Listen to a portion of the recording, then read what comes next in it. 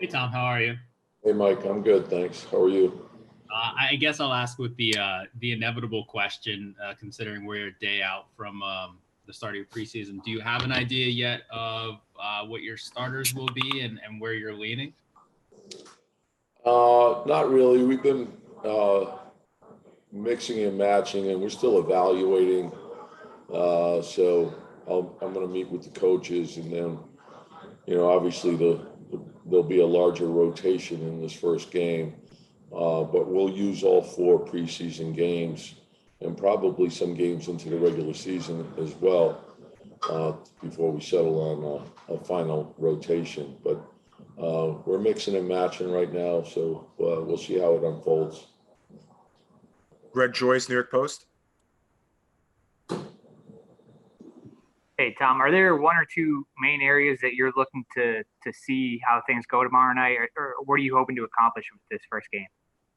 Well, I think any first game, particularly with the preseason, it gives you a baseline, and it lets you know exactly where you are, and you're going against a different opponent. Obviously, when you're scrimmaging and you're playing against your teammate, it's a little different. So, and as much as we try to replicate the intensity of a game, we know we can never quite get there.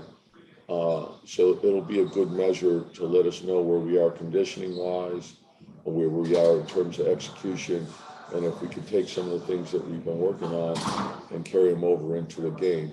And of course, even a preseason game it's not quite as intense as a regular season game. There's different levels of intensity, but it'll give us a chance to really evaluate.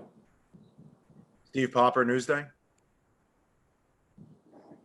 Hey Tom, when you talk about who you're starting or not, is there a sense of you'll hold some guys out one game, use guys more minutes in another?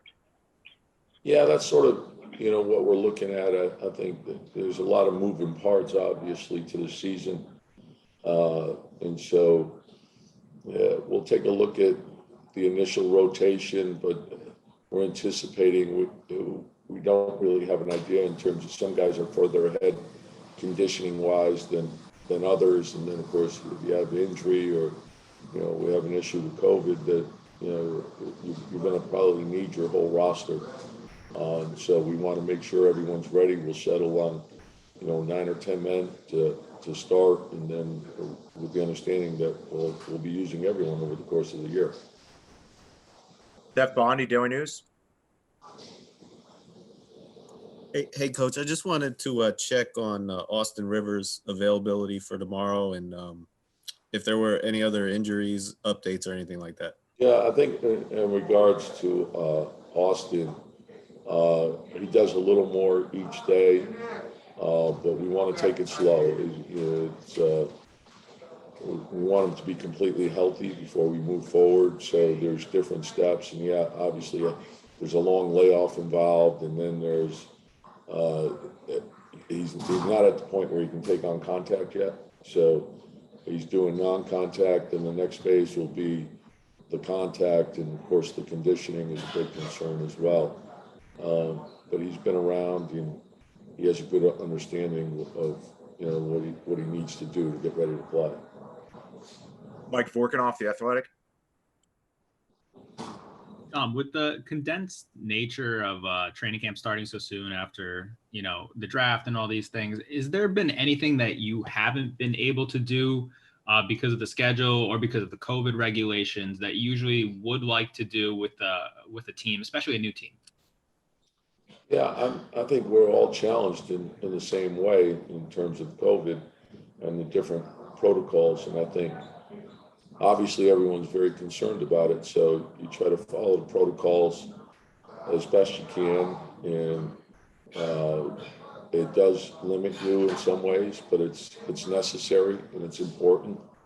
But every team is faced with the same issues, so it's how quickly can we adapt to all the changes, and that's what we're trying to do, and we know we're not going to skip over anything.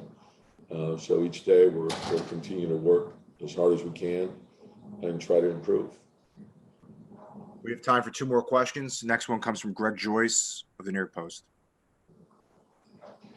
Taking the first road trip, how are you feeling about all the precautions in place? And are you guys taking any special protocols first time hitting the road? Yeah, I mean, we've had a number of meetings regarding, all the different protocols. That it's, safety has to come first. And so we're also aware of what's going on in the country. So it is concerning, and if we have to take whatever extra precautions we have to take, we will. And so we'll be in on an airplane, we'll be in a hotel, but the league has really been on top of it, and on top of the league, I think MSG has gone beyond what the league has required us to do. And so for the entire organization, the safety part will come first. And our last question comes from Steph Bondi, Daily News. Hey, Tom. When you say there were different levels of conditioning and all that, was there one player you in particular that you were very impressed with coming into camp with his conditioning? Well, for young guys, our 2 young guys, obviously they have a lot to learn, but in terms of commitment and conditioning, they're really, really impressive. And then I would say the vet that probably has stood out the most, well, actually 2, I would say Julius is in great shape, and Kevin Knox is in really good shape as well.